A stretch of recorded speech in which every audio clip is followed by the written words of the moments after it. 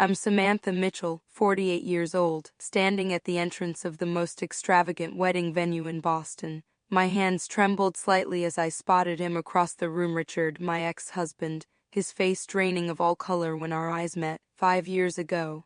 He and our daughter Lily erased me from their lives as if I never existed. I never imagined being betrayed by the two people I loved most. But today, watching Richard shake in his expensive suit, I knew my journey for closure had reached its destination. Before I tell you what happened next, let me know where you're watching from. If this is your first time here, hit that subscribe button because stories like mine need to be heard. Before everything fell apart, we were the picture-perfect American family. I met Richard Henderson during my final year at Boston University. I was studying marketing while he was finishing his BA. We bumped into each other at a coffee shop near campus. He spilled his latte on my marketing textbook and insisted on buying me a new one. His charm was immediate and undeniable. 6 months later, we were inseparable. After graduation, I landed a position at a prestigious marketing firm while Richard began working for an investment company. We married 2 years later in a beautiful ceremony overlooking the Massachusetts coastline. Our parents, friends, and colleagues all attended, raising glasses to what everyone believed would be a lifetime of happiness. When I found out I was pregnant with Lily 3 years into our marriage, Richard cried tears of joy. We converted our home office into a nursery, painting the walls a soft yellow since we wanted to be surprised by the baby's gender. Richard would come home from work and talk to my growing belly, telling our unborn child about his day and all the adventures they would have together. Lily came into the world on a rainy April morning, 7 pounds, 4 ounces of perfection with her father's blue eyes and my dark hair. From the moment the nurse placed her in my arms, I knew I would do anything for her. As Lily grew, so did Richard's career. By the time Lily started elementary school, Richard had been promoted to senior investment manager at his firm. Our financial situation became increasingly comfortable, allowing us to move from our modest starter home to a spacious colonial in one of Boston's upscale suburbs. I could have pursued more senior positions at my company, but I deliberately chose roles that allowed me flexibility to be present for Lily, driving her to soccer practice, attending school plays, and being home when she returned from school. Those early years with Lily were magical. She was curious, intelligent, and kind. We spent weekends baking cookies, visiting museums, and having mother-daughter shopping trips. Every night I would read to her before bed, starting with picture books and gradually moving to chapter books as she grew older. It was our special ritual, a quiet moment of connection that I treasured. Richard built a special bond with Lily too. He taught her to ride a bike, helped with her math homework, and took her to father-daughter dances at school. Weekends often included family outings, picnics at the park, hiking trips, or visits to the local ice cream shop. During summer vacations, we traveled to different states, creating photo albums filled with smiling faces and happy memories. When Lily turned 13, subtle changes began to appear in our family dynamic. Richard started working later hours as his investment firm expanded. I supported his career ambitions, picking up more household responsibilities and ensuring Lily didn't feel her father's absence too deeply. I explained to her that her daddy was working hard to give us a wonderful life and to save for her college education. That same year, Richard's firm brought on a new partner, Rebecca Winters. Richard spoke highly of her business acumen and strategic thinking. I met her at the firm's Christmas party, tall, blonde, impeccably dressed in a designer red dress. She was polite but distant, her smile never quite reaching her eyes when she spoke to me. I dismissed the uneasiness I felt as simple insecurity on my part. Our family dinners became less frequent. Richard would text that he was working late or having client meetings. When he did join us, he was often distracted, checking his phone constantly. I noticed how he lit up when discussing work projects with Rebecca, his enthusiasm palpable as he described their business strategy. Meanwhile, Lily was navigating the complexities of adolescence. She became more interested in her friends and social activities than family time. I understood this was normal teenage development, but I noticed she still made time for her father when he was available. They developed inside jokes I wasn't part of, and she seemed to confide in him more than me. Despite these subtle shifts, I remained focused on holding our family together. I worked overtime on marketing projects to contribute to Lily's college fund. I organized family game nights and weekend outings, trying to recreate the closeness we once shared. When Richard missed these events due to work, I made excuses to Lily, never wanting her to feel disappointed in her father. Looking back, I should have recognized the warning signs, the missed dinners, the secretive phone calls, the way Richard's eyes would dart away when I asked about certain expenses on our credit card statements. But when you're in the middle of it, when you've built your entire life around your family, it's almost impossible to see the foundation cracking beneath you.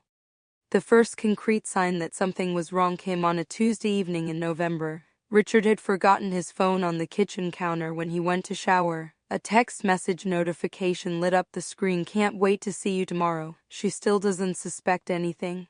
The sender was labeled Ra in his contacts.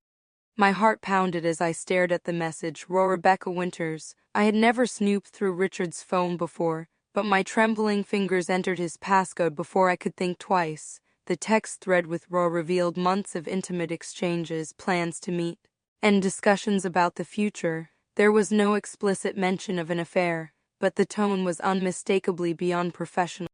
When Richard emerged from the shower, I confronted him, my voice shaking as I held up his phone. His reaction wasn't what I expected. Instead of guilt or confession, he became indignant, accusing me of invading his privacy. He dismissed the messages as business-related and suggested my interpretation revealed my own insecurities. "You're being paranoid, Samantha," he said, his voice unnervingly calm. "Rebecca and I are working on a sensitive acquisition. The secrecy is about business, not what you're implying." His explanation seemed plausible and I wanted desperately to believe him. Still, something had shifted between us. Richard changed his phone password the next day. Around the same time, Lily's attitude toward me began to change. At 15, I expected some teenage rebellion, but this felt different. She became critical of everything I did, my cooking, my clothes, even the way I spoke. She rolled her eyes when I asked about her day and gave one-word answers to my questions. One afternoon while doing laundry, I found a receipt in Richard's suit pocket for a women's bracelet from Tiffany Company worth $3,500. My birthday was months away, and it wasn't near our anniversary. When I casually mentioned finding it, hoping it might be a surprise for me, Richard became defensive. "It's for my mother's birthday," he snapped. "I was going to tell you about it, but I guess I can't have any surprises in this house."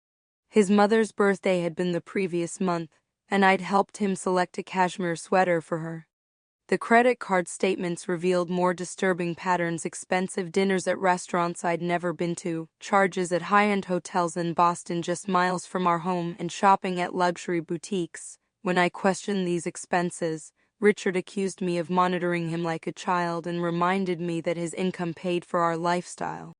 Richard's business trips increased in frequency. He'd leave on Thursday and return Sunday evening, claiming the weekend work was necessary for major deals. Each time he returned, he seemed more distant, as if mentally and emotionally he hadn't fully come back home.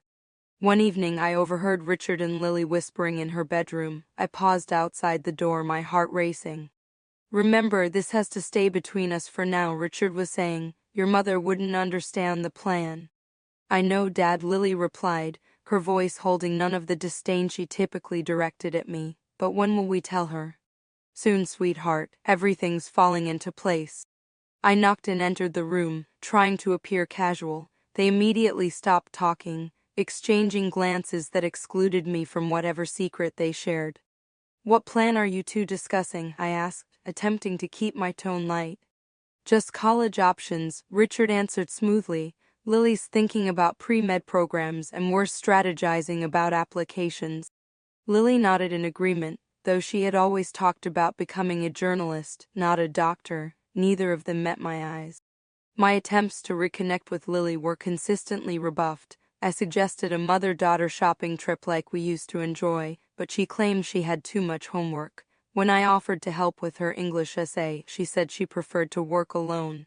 Each rejection stung more than the last. Richard suggested I was overreacting to normal teenage behavior. "You're being too sensitive," he said one night after Lily had stormed off when I asked about her sudden interest in medical school. "Maybe you should talk to someone about these anxieties. A therapist could help you adjust to Lily growing up."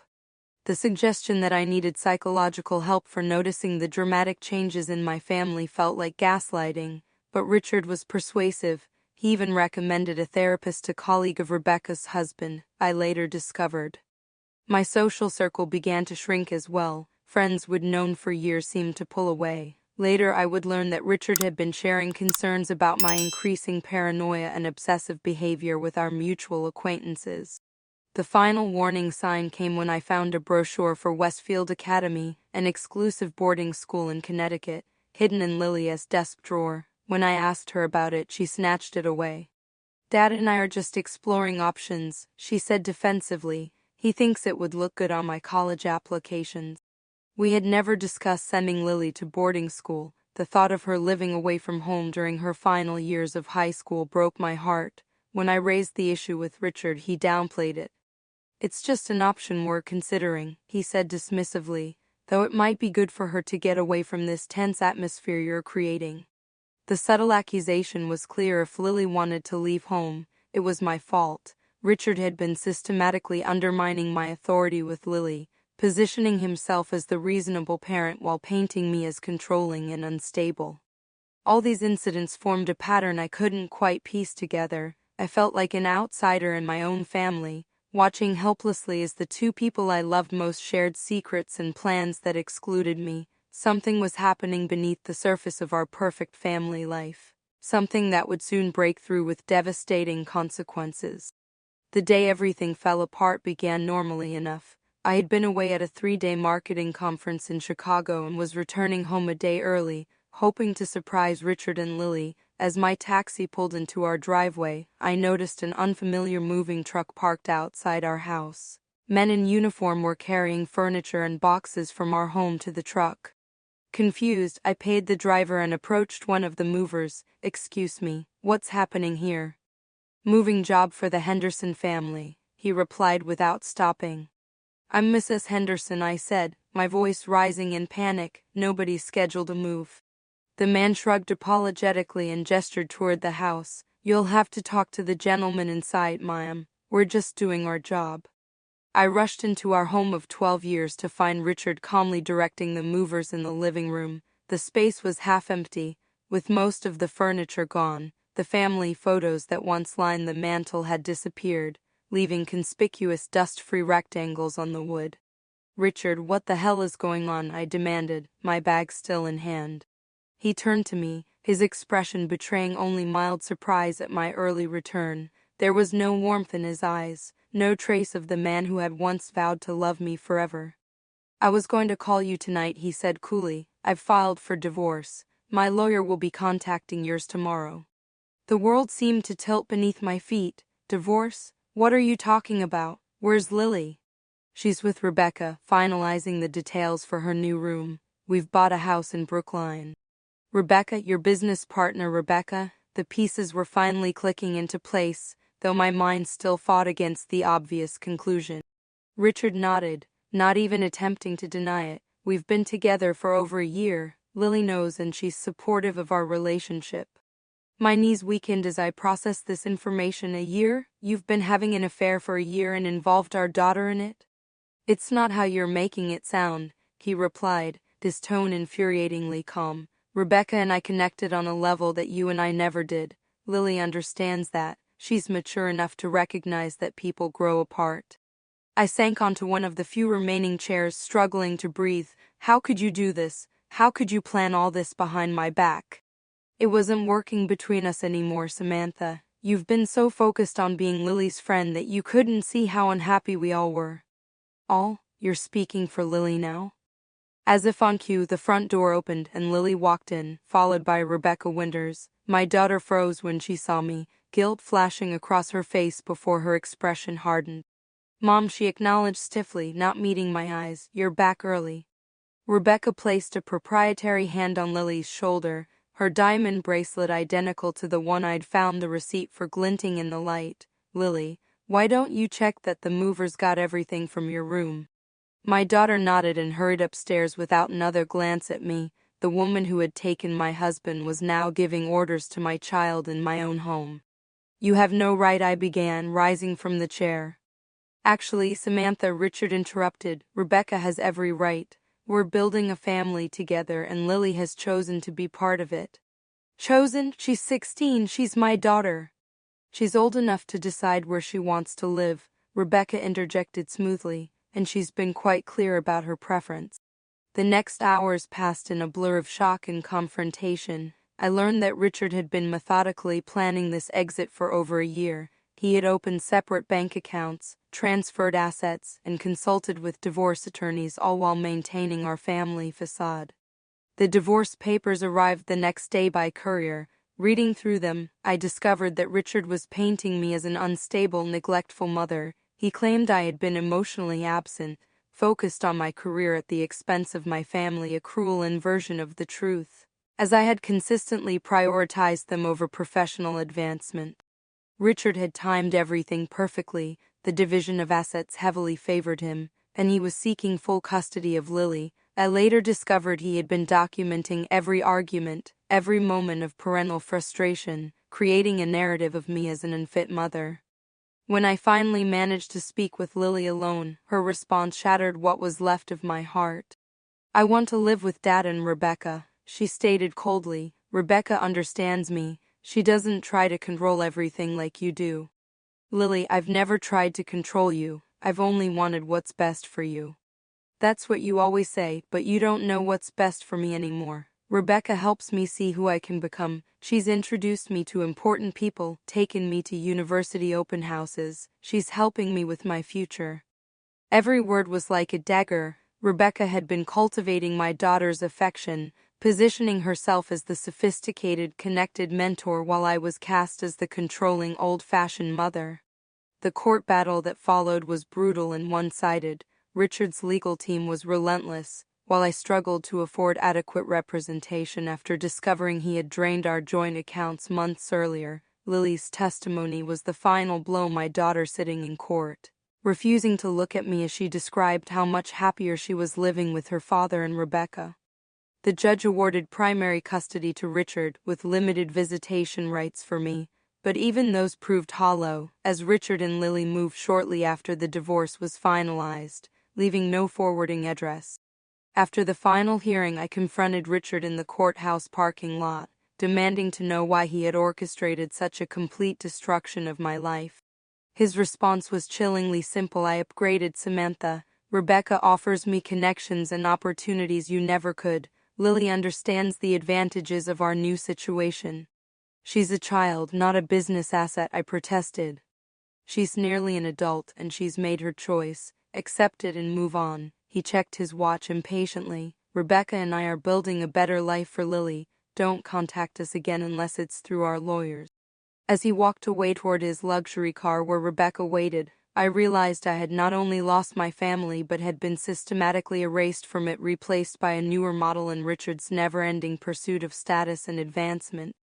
After the divorce was finalized, I entered the darkest period of my life. The beautiful home we had shared was sold, with most of the proceeds going to Richard due to the prenuptial agreement I'd naively signed when we were young and in love. I moved into a small one-bedroom apartment across town, surrounded by cardboard boxes containing the remnants of my previous life. The first few weeks passed in a fog of grief and disbelief. I would wake up reaching for Richard, only to find empty space beside me. I'd catch myself setting the table for 3 before remembering there was only me now. The silence in the apartment was deafening, no teenage music blasting from Lily's room, no sound of Richard's keys dropping into the bowl by the door. My performance at work suffered as I struggled to focus. Client presentations became excruciating exercises in pretending everything was normal while my life crumbled around me. 6 months after the divorce, I was called into my director's office and gently let go. They called it a mutual separation, but we all knew the truth. I had become a liability. Without my job, my identity seemed to dissolve further. I had been Samantha Henderson, wife, mother, marketing executive. Now I was just Samantha Mitchell again, unemployed, alone, and lost. My attempts to contact Lily were met with silence. I called her cell phone until it was disconnected. I sent emails that went unanswered. Letters were returned marked recipient unknown. I drove to her school only to discover she had transferred. It was as if she had vanished. The few mutual friends who still spoke to me revealed that Richard and Rebecca had moved to a different neighborhood. They had taken Lily with them and left no forwarding address. Richard had told everyone I was unstable and that it was best for Lily not to have contact with me.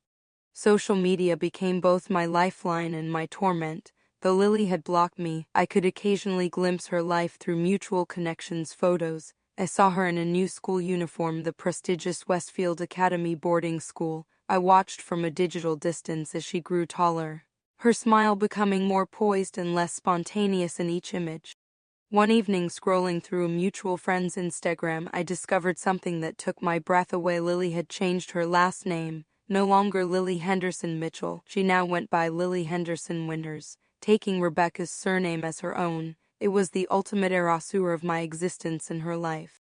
The financial reality of my situation soon became dire. The meager settlement from the divorce barely covered 6 months of living expenses. Without a job, I quickly depleted my savings. I sold my jewelry, including my wedding ring, to make rent. When that wasn't enough, I moved to an even smaller apartment in a less desirable neighborhood. I hit rock bottom on what should have been a day of celebration, Lily's high school graduation. Though I wasn't invited, I learned of the date through social media. I dressed in my best remaining outfit and drove to Westfield Academy, hoping to at least glimpse my daughter in her cap and gown. Perhaps offer congratulations from a distance. Security stopped me at the entrance. Richard had provided my name and photo, explicitly instructing them not to allow me onto the campus. As I stood outside the gates, I heard the distant sounds of pomp and circumstance and imagined Lily walking across the stage, receiving her diploma, perhaps scanning the audience for a moment before remembering I wouldn't be there. That night, alone in my apartment, I contemplated giving up. The pain of being erased from my daughter's life seemed too much to bear. I had lost everything: my family, my career, my home, my dignity. For a brief dark moment, I wondered if Richard and Lily would even notice if I disappeared completely. The next morning, I received a call from an old college friend who had heard about my situation. She recommended a therapist who specialized in parental alienation and traumatic divorce. It was the lifeline I needed. Dr. Marshall listened without judgment as I poured out my story. She didn't offer easy platitudes or false hope. Instead, she helped me understand that what Richard had done was a form of emotional abuse, not just to me, but to Lily as well. "Your daughter has been manipulated," she explained. "Children in these situations are essentially brainwashed through subtle but consistent negative messaging about the targeted parent. It's not that Lily stopped loving you, it's that she's been conditioned to reject you." Understanding the psychological mechanisms behind what had happened didn't ease the pain, but it gave me a framework to process it. I wasn't crazy. I hadn't failed as a mother. I had been systematically targeted and removed. Through therapy, I learned that many alienated parents eventually reconnect with their children, often when the child is old enough to recognize the manipulation they experienced. This gave me a flicker of hope to cling to. I joined a support group for alienated parents. Listening to stories so similar to mine, it was uncanny. Men and women who had been painted as villains in their children's lives, erased and replaced. Some had reconnected with their children, others were still waiting. All understood the unique agony of having a living child who had been turned against them. The most important lesson I learned during this period came from Marion, a woman in my support group who had been reunited with her son after 12 years of separation. "Document everything," she advised me. "Keep a journal of all your attempts to contact Lily. Save every email, every letter. Someday she may want to know the truth, and you'll need to show her that you never gave up." I followed her advice, creating a digital and physical record of every attempt at contact, every milestone I missed, every thought I wished I could share with my daughter. This documentation became a form of connection, a way of maintaining my role as Lily's mother even in her absence. As the months passed, I slowly began to rebuild my life. I couldn't return to corporate marketing. The environment reminded me too much of my old life, and my confidence had been shattered. Instead, I started freelancing, offering marketing consultancy to small businesses from my apartment. My neighbor Elaine became an unexpected friend, a retired school teacher. She noticed my isolation and began inviting me for coffee. She never pushed for details about my past but offered companionship when I needed it most. Gradually, I built a small circle of new friends who knew me as I was now, not as an extension of Richard or as Lily's mother. My consulting business slowly grew as clients referred me to others. I created a website, established a social media presence, and eventually rented a small office space. Work became my anchor, giving structure to days that might otherwise have been consumed by grief.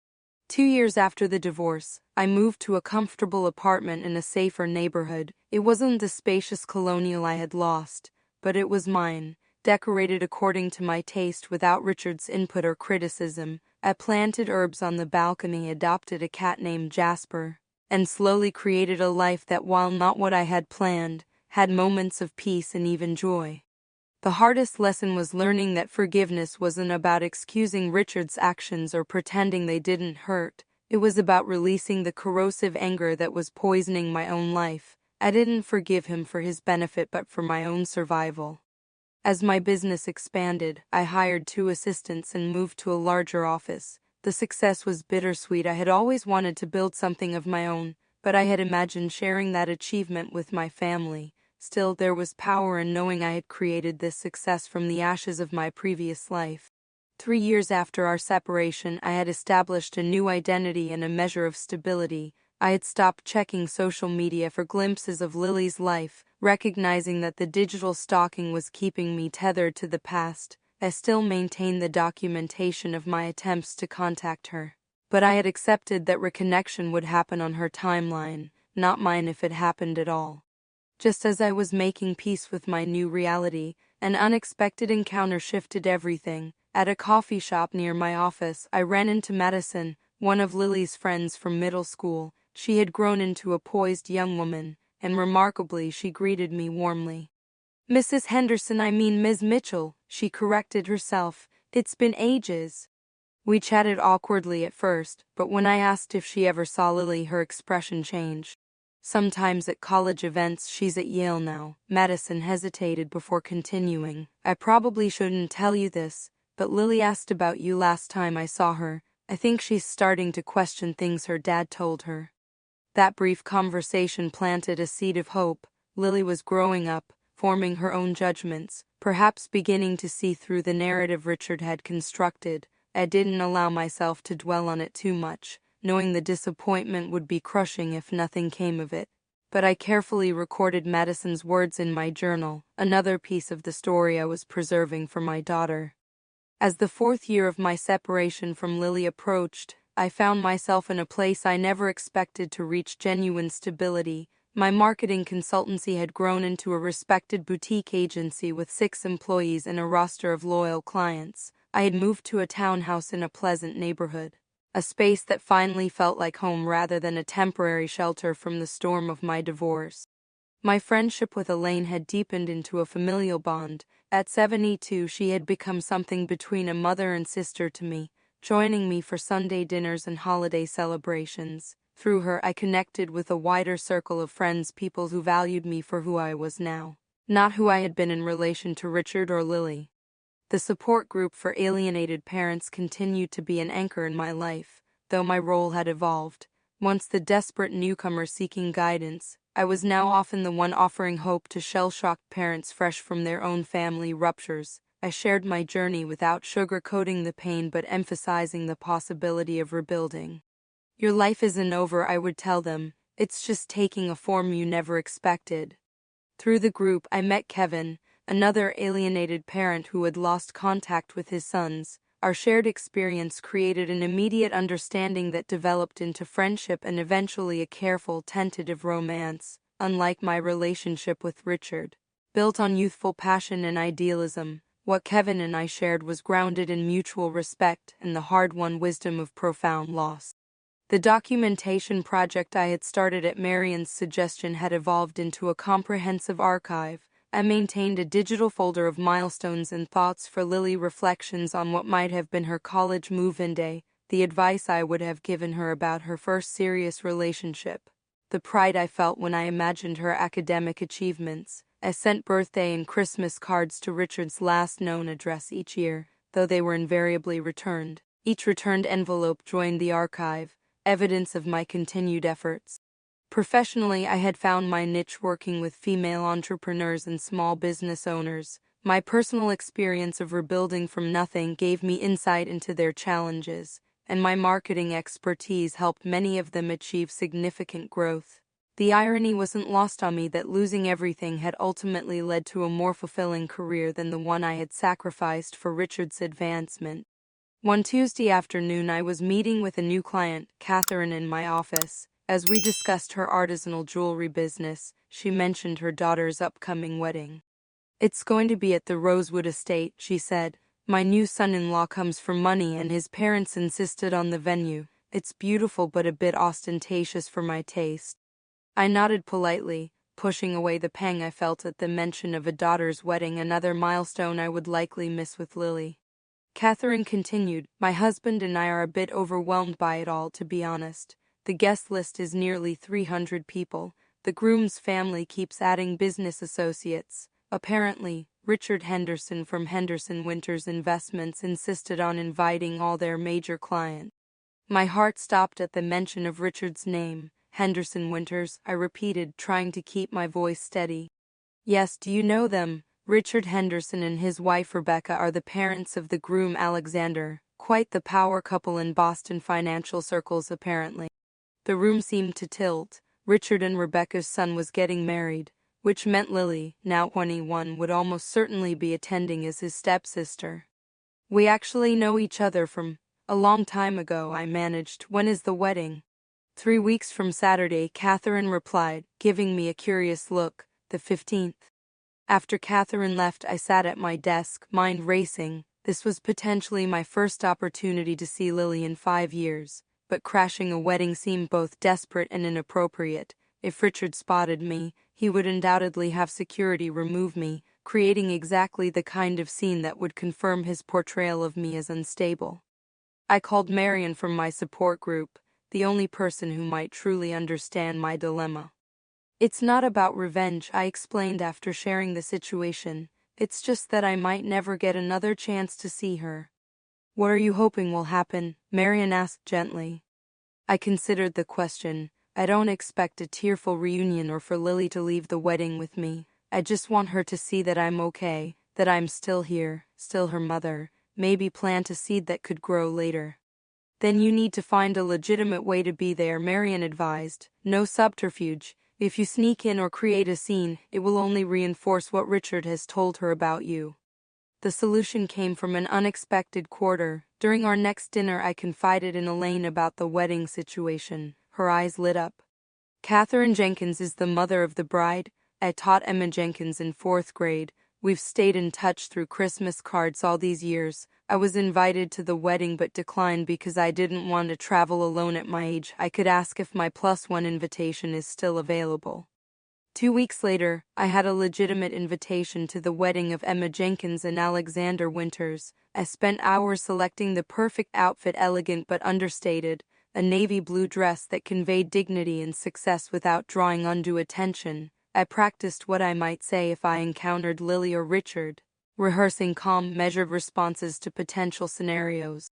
The night before the wedding, I reviewed the documentation I had maintained over the years, the record of my attempts to contact Lily, the milestones I had marked, the journal entries chronicling my journey from devastation to rebuilding. I selected a few key items and placed them in an envelope, not knowing if I would have the opportunity to give them to Lily but wanting to be prepared.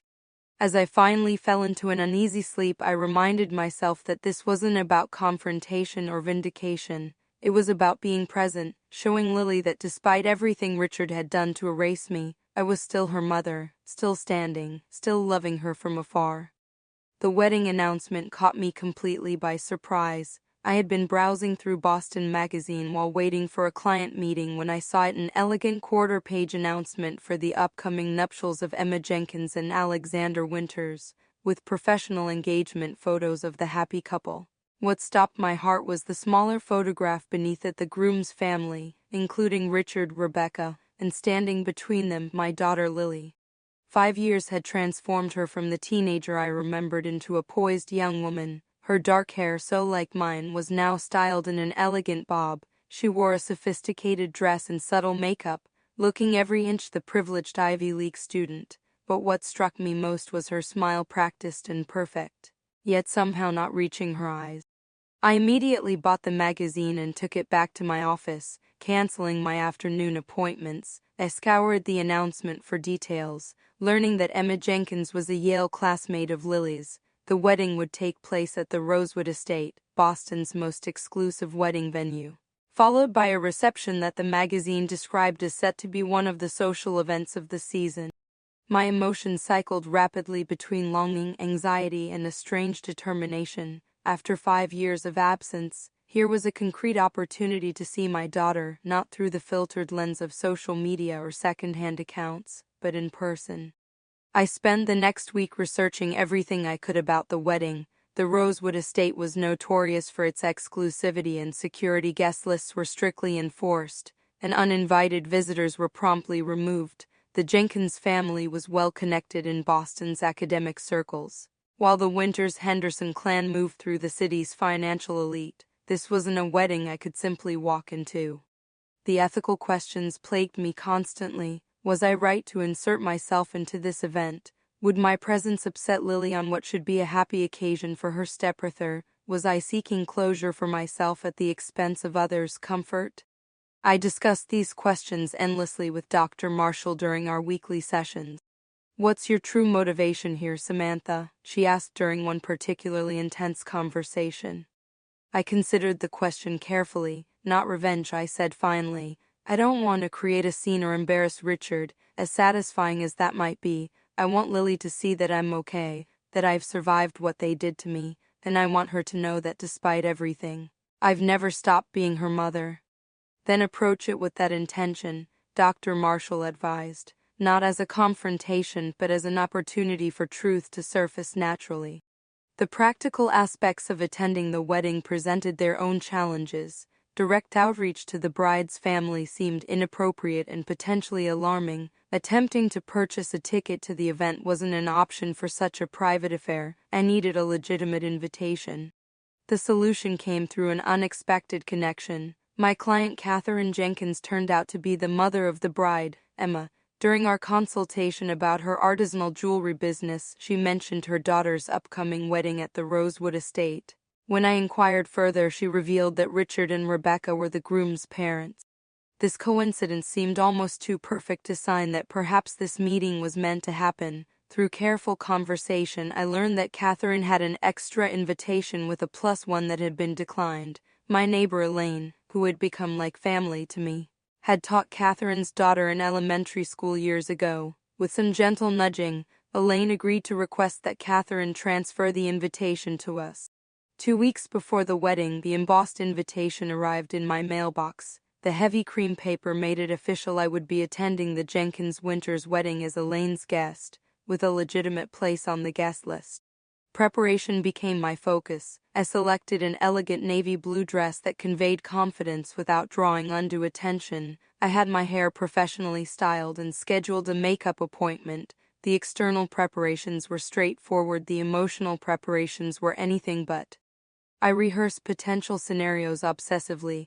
What would I say if Lily approached me? How would I respond if Richard attempted to have me removed? What if Rebecca confronted me? I practiced calm, measured responses to each possibility, determined not to give anyone reason to validate the unstable ex-wife narrative Richard had created. The night before the wedding, I hardly slept. I reviewed the small package of documents I had prepared for Lily, not my entire archive, which would be overwhelming, but key pieces that showed my consistent attempts to remain in her life. I included a letter explaining my perspective on what had happened and expressing my unconditional love for her. I had no idea if I would have the opportunity to give her these items, but I wanted to be prepared. While Elaine's connection had secured my invitation to the ceremony, I decided to arrive early for the pre-wedding gala being held the evening before. This less formal event might provide a better opportunity to observe the dynamics and potentially speak with Lily in a less structured environment. Arriving at the Rosewood Estate's ballroom for the gala, I gave my name to the attendant at the door and held my breath. To my immense relief, she checked her list and nodded, directing me inside. I entered the opulently decorated space, immediately scanning the crowd for familiar faces. The ballroom was filled with Boston's elite academics, financiers, old money families mingling over champagne and canapes. I recognized Richard immediately, holding court near the center of the room. Rebecca stood beside him in a designer gown, her hand possessively on his arm as they chatted with an older couple. I positioned myself at the periphery of the gathering, accepting a glass of champagne from a passing waiter and trying to appear as though I belonged. Elaine had been unable to attend the gala due to her arthritis acting up, leaving me to navigate this potential minefield alone. As I circulated carefully around the edges of the party, I overheard fragments of conversation about the upcoming wedding, the bride's dress, the groom's recent promotion at his father's firm. Then, standing near a floral arrangement, I heard something that made me freeze. Such a shame about Alexander's stepmother, an elderly woman was saying to her companion. Richard has been so strong through it all. Indeed, replied the other woman, to raise Lily alone after his first wife abandoned them, it takes remarkable character. I hear the ex-wife had mental health issues, the first woman continued. Richard never speaks ill of her, of course, but Rebecca has hinted at some truly disturbing behavior. Thank goodness he got full custody of Lily. My hand tightened around my champagne glass as I processed this conversation. The narrative Richard had created was complete and convincing. I was the unstable wife who had abandoned my family, not the devoted mother who had been systematically erased and replaced. I moved to another part of the room, struggling to maintain my composure. Near the bar, I spotted Lily for the first time. She stood with a group of young people, presumably Yale classmates, laughing at something someone had said. She looked beautiful, poised, and entirely at home in this world of wealth and privilege. As I watched from a distance, I noticed something that gave me pause. When she thought no one was looking, Lily's smile would slip, replaced by an expression of uncertainty or perhaps melancholy. It was brief but unmistakable, a flash of something beneath the polished exterior. I considered approaching her then but decided against it. The crowded gala with Richard and Rebecca in attendance wasn't the right setting for our first interaction in 5 years. Instead, I continued my careful observation, gathering information that might help me plan my approach at the wedding the following day. Later in the evening, I overheard another conversation that caught my attention, this one between two men who appeared to be business associates of Richard's. Henderson Winters isn't as solid as they make out, the first man said quietly. I've heard they're leveraged to the hilt on that downtown development project. Richard's always been a risk-taker, his companion replied, but Rebecca pushes him even further. That woman is ambitious to the point of recklessness. This glimpse into Richard and Rebecca's financial situation was intriguing but not surprising. Richard had always been drawn to the appearance of success, often stretching our finances in our marriage to maintain a certain lifestyle. It seemed some patterns hadn't changed.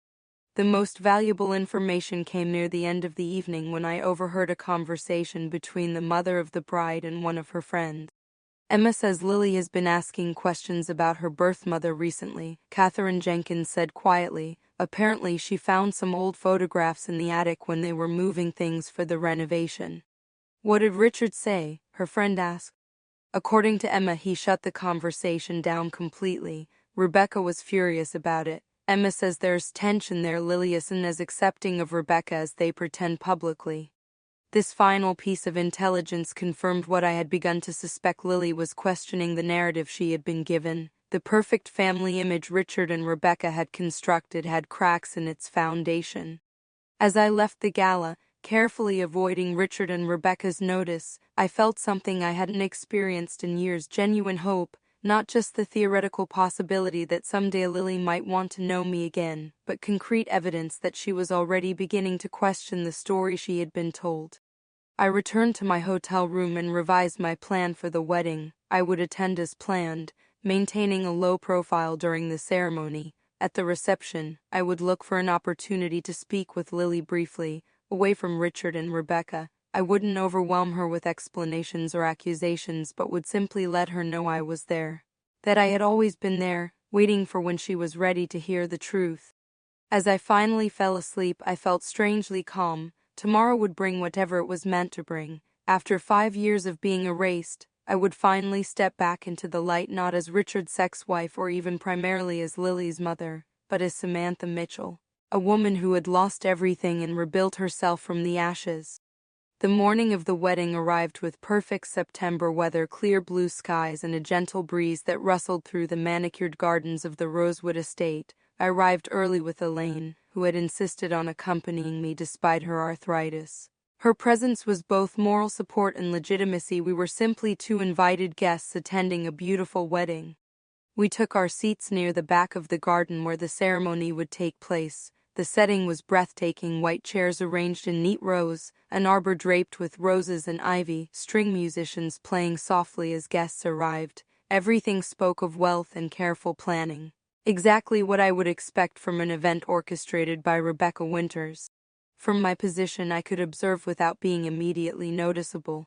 Richard and Rebecca arrived 40 minutes before the ceremony, greeting guests with practiced charm. Richard looked older than I remembered, still handsome in his tuxedo, but with more gray at his temples and lines around his eyes. Rebecca glittered in an expensive gown, diamonds at her throat and wrists, her smile never reaching her eyes as she air-kissed acquaintances. I didn't see Lily until the ceremony began. She entered just before the bride, wearing a pale blue bridesmaid's dress that complemented her dark hair and fair skin. My breath caught. She had grown into a beautiful young woman, with my high cheekbones and Richard's blue eyes. She carried herself with grace as she took her place near the altar, though I noticed a certain tension in her shoulders. Throughout the ceremony, I remained inconspicuous, focusing on the bride and groom while occasionally allowing myself glances at my daughter. When the minister pronounced Alexander and Emma husband and wife, I joined in the applause, genuinely happy for the young couple even as my heart ached for all the milestones I had missed in Lily's life. The reception was held in the estate's grand ballroom, transformed since the previous night's gala with even more elaborate floral arrangements and lighting. Elaine and I found our assigned table near the back of the room, far from the family tables, which suited my purpose perfectly. I needed to choose the right moment for any potential interaction with Lily.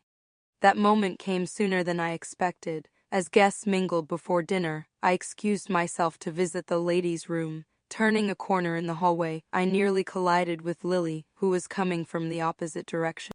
We both stopped, frozen in mutual recognition. 5 years fell away in an instant as I looked into my daughter's eyes. She had been 11 when I last hugged her, 16 when Richard took her away, and now stood before me as a young woman of 21. "Mom," she whispered, her voice a mixture of shock and something I couldn't quite identify. "Hello, Lily," I replied, struggling to keep my voice steady. "You look beautiful." She stared at me, countless emotions crossing her face: confusion, anger, curiosity, and perhaps a flicker of longing. "What are you doing here?" "I'm a guest. A friend of mine taught Emma in elementary school." The partial truth seemed easier than explaining the complicated chain of connections that had brought me here. Before she could respond, we heard footsteps approaching. Richard appeared around the corner, stopping abruptly when he saw us. The color drained from his face as our eyes met for the first time in 5 years. "Samantha," he said, his voice tight with barely controlled anger, "you shouldn't be here." "I was invited, Richard," I maintained a calm tone, determined not to give him any reason to paint me as unstable. He turned to Lily. "Go back to the reception. I'll handle this." To my surprise, Lily didn't move. "Dad, I—" "Now, Lily," Richard interrupted, his tone leaving no room for argument.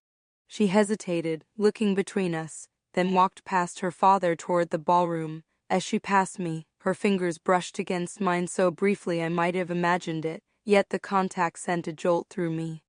Once Lily was out of earshot, Richard stepped closer. "I don't know how you got in here, but you need to leave now." "I'm an invited guest, Richard. I have every right to be here." I held up my invitation card. "I'm not here to cause a scene. I just wanted to see my daughter." "She's not your daughter anymore. You lost that right when you abandoned us." The familiar distortion of reality made my blood boil, but I kept my voice measured. "We both know that's not what happened. You systematically cut me out of her life. You turned her against me. You created this narrative that I was unstable and abandoned you both." Richard's expression hardened. "You can believe whatever version of events helps you sleep at night, Samantha. The fact remains that Lily chose to be with me and Rebecca. She still chooses us." "Does she, or has she simply accepted the reality you constructed for her?" I took a deep breath. I saw her find those old photos in the attic. I know she's been asking questions about me. Uncertainty flickered across Richard's face. He couldn't know I'd overheard Catherine Jenkins' conversation, and my confident statement made him wonder what else I knew. Before he could respond, Rebecca appeared beside him, her face a mask of barely concealed hostility. "Richard, Alexander is looking for you for the father-son photos." She glanced at me with cold recognition. "I'll handle this." Richard hesitated, clearly torn between staying to manage the situation and avoiding a public confrontation. "Don't make a scene," he warned me before walking away. Rebecca waited until he was gone before speaking. "You have some nerve showing up here after all this time." "I was invited," I repeated calmly. "I have no intention of causing a scene at your stepson's wedding. I only wanted to see Lily." "Lily doesn't want to see you," Rebecca said dismissively. "She's moved on. We're a family now." "Then why has she been asking questions about me?" I countered. "Why did finding those old photographs upset her so much?" Rebecca's confident expression faltered slightly. "Who told you that?" I ignored her question. "You can't erase someone's mother completely, Rebecca. No matter how hard you try to replace me, there will always be questions, always be gaps in the story you and Richard have constructed." Before Rebecca could respond, a security guard approached us. "Is there a problem here, Mrs. Winters?" Rebecca straightened, regaining her composure. "This woman is attempting to disrupt the wedding. She wasn't invited." I calmly produced my invitation again. "I'm Elaine Cooper's +1. You can verify that on your guest list." The security guard examined my invitation and spoke into his radio, confirming my legitimacy. "She appears to be a registered guest, Mrs. Winters." Rebecca's eyes narrowed. "Fine, but I'll be watching you. One disruption and you're out." She turned on her heel and strode back toward the reception. I took a moment to collect myself before returning to the ballroom. Elaine gave me a questioning look as I rejoined her at our table. "I saw her," I said quietly, "and Richard and Rebecca saw me." "Are you okay?" Elaine asked, patting my hand. "Better than I expected," I replied honestly. Throughout dinner and the speeches, I maintained a low profile, participating in the polite conversation at our table while surreptitiously observing the head table where Lily sat with the wedding party. Several times I caught her glancing in my direction, her expression unreadable. After the first dance and the traditional father-daughter dance, the floor opened to all guests. I remained seated, not wanting to draw attention to myself. As the evening progressed, I began to wonder if my brief encounter with Lily in the hallway would be our only interaction. Then, as the band took a break and Ajiti took over with more contemporary music, Lily appeared beside our table. "May I speak with you?" she asked, her voice formal but not hostile, outside on the terrace. Elaine squeezed my hand encouragingly as I stood to follow my daughter. We walked in silence through the French doors to the terrace overlooking the estate gardens. Fairy lights twinkled in the trees, providing just enough illumination to see each other's faces. "Why are you really here?" Lily asked once we were alone. "To see you," I answered truthfully. "It's been 5 years, Lily. 5 years of trying to contact you, of being shut out of your life." She crossed her arms defensively. "Dad said you abandoned us, that you chose your career over your family." "Is that what you really believe?" I asked gently. "Think back, Lily. When did I ever put my career ahead of you? I turned down promotions to be home when you got back from school. I arranged my schedule around your activities." Uncertainty crossed her face. "But you left. You were just gone one day." "I didn't leave, Lily. I came home early from a business trip to find movers at our house. Your father had planned everything: the divorce, the custody arrangement, even your transfer to Westfield Academy. He had been seeing Rebecca for over a year." "That's not," she began, then stopped. "He said you had mental health issues, that you were unstable." "Did I ever seem unstable to you before that?" I asked. "Did I ever give you any reason to think I was anything but a loving present mother?" Lily looked away, conflicted. There were things I didn't understand, things that didn't make sense. "Like what?" "Like why you never called or visited after the divorce, why you didn't come to my high school graduation." My heart ached at her words. "Lily, I called every day until your number was changed. I sent letters that were returned. I tried to come to your graduation, but security turned me away. Your father had provided them with my name and photo specifically to keep me out. I reached into my clutch and withdrew the small envelope I had prepared. This is just a fraction of my attempts to contact you over the years. The return letters, the emails that bounce back, the record of phone calls. I've documented everything, hoping someday you'd want to know the truth. She hesitated before taking the envelope, holding it without opening it. Dad will be looking for me soon. I know, and I'm not asking you to choose sides tonight or to reject the life you've built. I just want you to know that I never abandoned you. I never stopped loving you or trying to be part of your life. Lily studied my face, searching for something. You look different, stronger. I had to become stronger. I lost everything, Lily, my family, my home, even my job. But I rebuilt my life. I have my own marketing agency now. I have friends, a home. The only thing missing has been you. A conflicted emotion passed across her face. Before she could respond, Richard appeared at the terrace entrance, his expression thunderous when he saw us together. Lily, your mother is looking for you for the family photos, he said, the emphasis on mother a deliberate jab.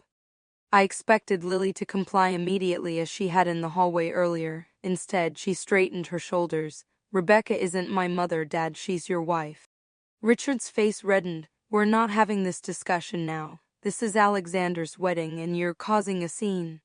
No one's causing a scene, Lily replied calmly. We're just talking.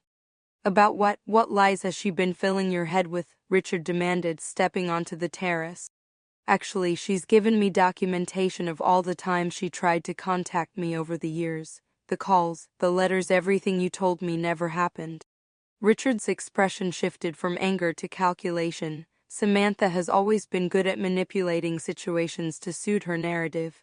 Whatever she's shown you is likely fabricated. I guess I'll have to judge that for myself, Lily replied, tucking the envelope into her clutch. Rebecca appeared behind Richard, her face a mask of controlled fury. The photographer is waiting, Richard. Everyone is waiting. She glared at me. I knew you'd try something like this. I was invited to talk by my daughter, I said simply. We're having a private conversation. She is not your daughter, Rebecca hissed. I raised her. I was there for her when you weren't. Lily looked between us, her expression hardening. Stop talking about me like I'm not here. I'm 21 years old, not 16 anymore. I can decide who I want to talk to. Rebecca's carefully maintained composure began to crack. After everything we've done for you, the connections we've given you, the opportunities, this is how you repay us by consorting with her? Consorting, Lily repeated incredulously. She's my mother, Rebecca. Stepmother, I corrected quietly, unable to help myself. Richard placed a restraining hand on Rebecca's arm as she took a step toward me. This isn't the time or place for this conversation. Lily, come inside now. For a moment I thought Lily would refuse. Instead, she turned to me. I need time to process this, to read what you've given me. I understand, I replied, my heart both breaking and healing simultaneously. I've waited 5 years. I can wait longer. Lily nodded, then moved toward the doors. As she passed Richard and Rebecca, she paused. I'll join you for the photos in a minute. I need to freshen up first. After she disappeared inside, Richard turned to me. I don't know how you manipulated your way in here, but this changes nothing. Lily is an adult now. If she chooses not to see you, that's her decision, not mine. You're right, Richard, I agreed. She is an adult, which means she's capable of seeing through the narrative you've constructed. The truth has a way of surfacing, no matter how deeply it's buried.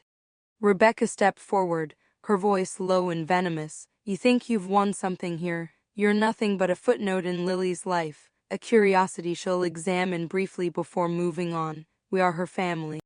I met her gaze steadily. Family isn't about erasing people, Rebecca. It's not about replacement or pretending the past didn't happen. Sooner or later Lily will understand that. I moved past them toward the ballroom, pausing at the doors. Congratulations on Alexander's marriage. Emma seems lovely. The remainder of the reception passed without further confrontation. I danced with Elaine, enjoyed the cake, and participated in the traditional celebrations. Lily remained with her family in the wedding party, though several times I caught her looking in my direction, her expression thoughtful rather than hostile. As the evening drew to a close, I prepared to leave with Elaine, who was tiring. At the coat check, a server approached me with a folded note. "For Ms. Mitchell," he said discreetly. I unfolded it once we were outside. "Coffee at Riverside Cafe, Thursday at 3 p.m. 4 simple words that represented everything I had hoped for: not instant reconciliation, not an immediate return to the mother-daughter relationship we once had, but a door opened, a possibility. "Good news?" Elaine asked, noting my expression. "The best," I replied, carefully tucking the note into my purse. As our taxi pulled away from the Rosewood estate, I looked back at the illuminated ballroom where my daughter remained with her father and stepmother. The family portrait Richard and Rebecca had constructed was no longer perfect. The truth had created a crack in the facade, a crack that might eventually bring the whole fiction tumbling down. But that wasn't why I felt a profound sense of peace as we drove away. My vindication wasn't what mattered most. What mattered was that Lily would now have the opportunity to know the truth, to make informed choices about her relationships going forward, and perhaps, with time and patience, to rebuild the bond that had been severed against both our wills. 5 years ago, Richard and his new wife had erased me from my daughter's life. Today, I had reclaimed my place in her story, not as a daily presence or even a regular one, but as her mother, a role that could never truly be erased, only temporarily obscured. As I watched the twinkling lights of the estate fade into the distance, I reflected on the long journey that had brought me to this moment, from complete devastation to rebuilding, from loss to discovery, from erasure to recognition. The path forward remained uncertain, but for the first time in 5 years it was a path I could see. What would you do if someone tried to erase you from your child's life? Would you fight back immediately or rebuild yourself first? Share your thoughts in the comments below. If this story resonated with you, please hit like and subscribe for more real-life experiences. Remember that truth eventually finds its way to the surface, and sometimes the strongest thing we can do is simply survive long enough to see it happen. Thank you for listening to my story.